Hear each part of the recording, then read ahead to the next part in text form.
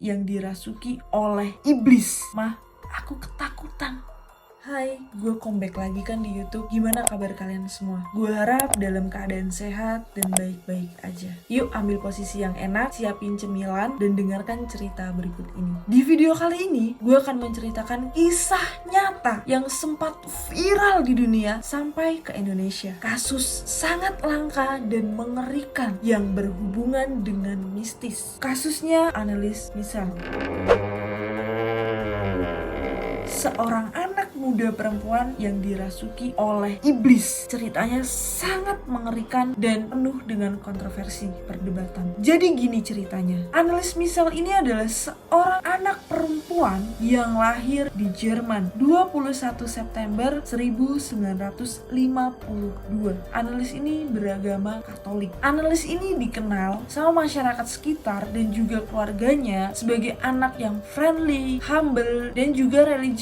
Dia rajin beribadah, rajin ke gereja. Singkat cerita, pada tahun 1968, tepatnya dia umurnya itu 16 tahun. Dia pertama kali jatuh dan tidak sadarkan diri. Dan saat dia sadar, dia merasa dadanya seperti ditekan sangat kencang sampai dia susah nafas, sesak nafas, dan susah gerak karena dadanya itu ditekan kayak kenceng banget. Tapi nggak ada tangan yang neken, tapi dadanya tuh berasa ditekan gitu. Lalu semuanya berjalan normal. Itu terjadi hanya beberapa jam. Annelies udah biasa aja, udah beraktivitas kembali. Tapi nggak sampai di situ. Masih berlanjut tahun depannya, tahun 69 ya. Hal seperti itu terjadi lagi. Dia jatuh, tak sadarkan diri. Di saat dia sadar, dadanya seperti ditekan, susah nafas dan juga susah bergerak. Yalah, dada ditekan ya, pasti sesek gitu. Karena melihat anaknya mengalami hal seperti itu, ibu Annelies itu memanggil dokter. Dua dokter yang udah biasa dipakai sama keluarganya, dokter yang udah dipercaya sama keluarga Annelies ini, yaitu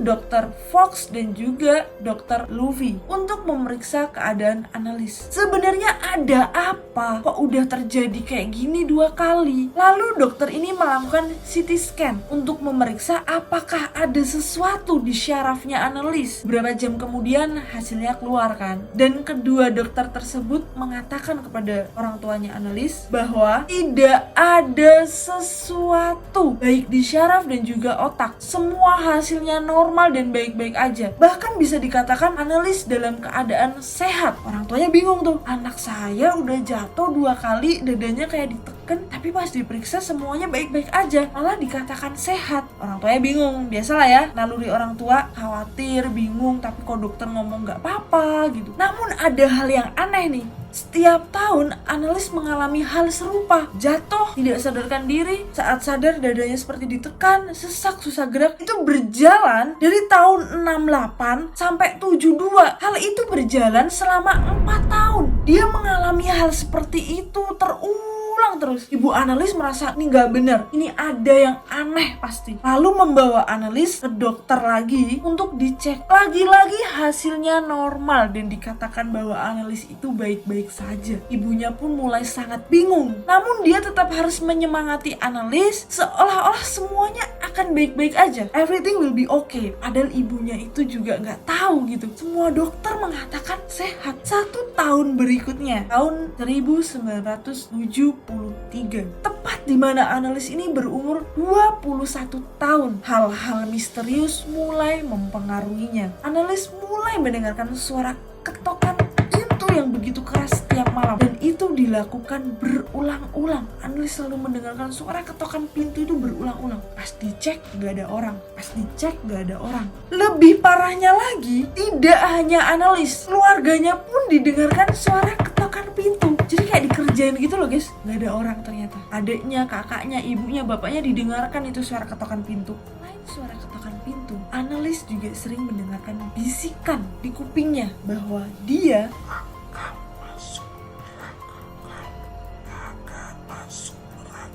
selalu mendengarkan bisikan bahwa dia akan masuk ke neraka. Ibu Annelies pun juga menemukan Annelies sedang menatap patung Bunda Maria berjam-jam coba, dengan muka yang sangat tegang dan bola matanya mulai menghitam. Ibu analis pun juga bilang kalau tangannya itu seperti memiliki cakar dan juga berbulu. Ngeri juga, tangan bercakar berbulu. Dan analis sendiri pun sadar. Dia mengatakan bahwa dia ngerasa tubuhnya itu dia nggak bisa kontrol. Dan dia mengatakan ke ibunya bahwa, ibu, tubuhku seperti dikuasai oleh iblis. Seperti semua tubuhku aku tidak bisa kontrol, Bu. Keluarga analis pun sering mencium bau kotoran terbakar kalau malam di sekitaran rumahnya. Karena sudah sering terjadi hal-hal misterius, ibu analis berencana memanggil pendeta. Namun sebelum pendeta datang, analis dibawa dulu ke dokter lagi tuh. Masih berusaha dibawa ke dokter. Bukan ke rumah sakit ya, dokter, ke klinik. Dokter itu adalah seorang dokter muda. Dan dia menduga kalau analis itu terkena penyakit epilepsi. Dan analis ini diberi obat yang cukup keras supaya keadaannya itu stabil. Namun, analis tidak kunjung sembuh. Dia malah tambah mengalami depresi berat dan berniat bunuh diri. Dia nggak bisa mengendalikan dirinya, jadi dia pengen mengakhiri hidupnya. Perilaku analis pun semakin aneh setiap harinya. Ini pendeta belum datang nih. Analis semakin aneh, seperti merobek bajunya, seperti dia itu kepanasan, menggigit tangannya, menjerit histeris, meminum air urinnya, menjilat kotorannya sendiri, dan dia menghancurkan segala tanda-tanda religi, tanda salib, dan barang-barang yang ada di dekatnya dia hancurkan. Dia banting, pecah semua. Warga analis pun mengatakan bahwa analis ini tidak normal. Seperti dia itu memiliki kekuatan yang lebih di luar batas kemampuan manusia. Dia membanting adiknya, membanting kakaknya seperti boneka. Pendeta pun datang. Di saat pendeta datang, pendeta itu menolak untuk menyembuhkan analis. Mungkin pendeta itu udah tahu kalau ini tidak bisa disembuhkan, hanya berakhir meninggal dunia. Dan pendeta itu mengatakan bahwa tubuh analis sudah dirasuki oleh roh jahat, atau bisa kita sebut kesurupan. Tapi tidak hanya satu makhluk, tapi ada 6 makhluk jahat yang menguasai tubuhnya.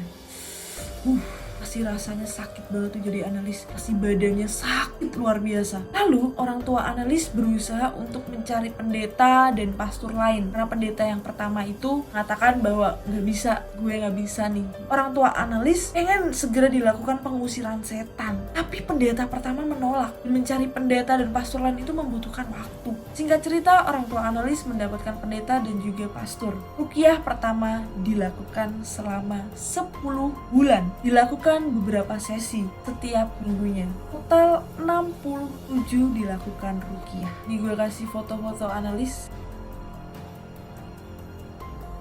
Sangat mengerikan ya guys, dan ini adalah kasus langka. Analis pun disuruh oleh pendeta dan juga pasturnya untuk tidak mengkonsumsi obat apapun, untuk tidak usah menemui dokter, karena analis itu tidak ada penyakit, yaitu hanya kerasukan. Kerasukan iblis, roh jahat. Setelah ruqyah pertama 10 bulan itu berjalan, kondisi analis mengalami keburukan, bukannya membaik, malah tambah buruk. Dia mengalami beberapa kerusakan di tubuhnya. Kok bisa? Karena ia sering menabrakkan kepalanya ke tembok, membantingkan dirinya ke tembok, menggigit tangannya, menyakiti dirinya, sehingga tulang-tulangnya itu pada rusak dan dia mengalami kelumpuhan. Akhirnya orang tua analis mengikat analis supaya tidak gerak dan tidak menyakiti dirinya lagi. Tapi analis mulai menolak untuk makan dan juga minum. Gak mau masuk apapun di mulutnya. Walaupun dia kurus, kering, tapi dia tetap memiliki kekuatan yang di batas kemampuan manusia. Dia gak pernah makan, gak pernah minum gitu. Pada bulan Juni 1976,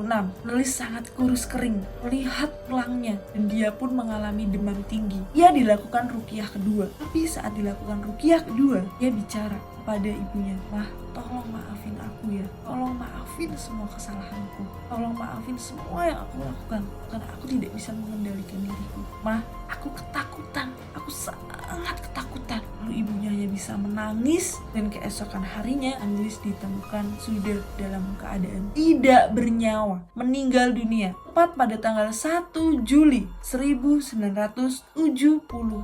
Lalu jenazah Annelies diautopsi. Hasilnya, Annelies meninggal karena dehidrasi dan kekurangan gizi. Tidak ada penyakit lain, karena nggak pernah makan, nggak pernah minum. Kasus ini sangat mistis dan menjadi kontroversi, perdebatan. Banyak yang percaya, banyak yang tidak percaya, dan banyak yang menyalahkan pihak keluarga. Hukum tetap berjalan di kasus ini. Pendeta, pastor, dan juga keluarga Annelies terkena hukuman 6 bulan penjara karena tidak berusaha membawa Annelies ke rumah sakit, hanya ditaruh di dalam rumah. Tidak ada upaya medis yang dilakukan, sehingga ada pasalnya tuh di Jerman, dan mereka harus dipenjara selama 6 bulan. Contohnya tadi, pendeta ngomong kalau tidak usah mengkonsumsi obat, tidak usah ke dokter, tidak usah ke rumah sakit, percuma. Nah, itu dikasuskan oleh polisi. Menurut kalian gimana kisah nyata ini? Mengerikan bukan? Semoga kita tidak akan menemukan hal-hal seperti ini. Terima kasih buat kalian yang udah mendengarkan cerita ini. Ditunggu cerita-cerita selanjutnya. Buat kalian yang mau mengirimkan cerita atau kisah-kisah yang viral, boleh ke email putrierikatim@gmail.com, dan jangan lupa follow Instagram Putri Erika. Buat kalian yang suka dengan cerita-cerita ini dan berharap gue selalu upload di YouTube, jangan lupa like, comment, share, dan juga subscribe. Terima kasih semuanya.